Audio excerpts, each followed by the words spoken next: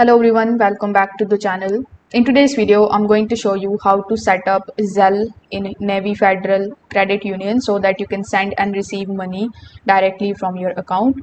So first of all, what you need to do is you need to simply open your Navy Federal mobile application and then you need to sign in into your account.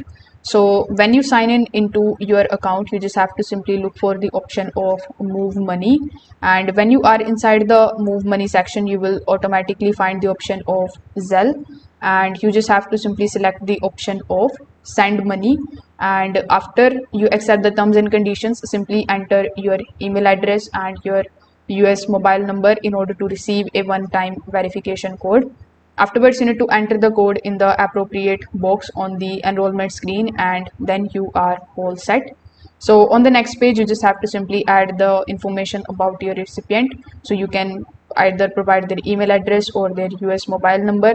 And when the recipient find in the list, you just have to select their profile, and then you can start the send money process.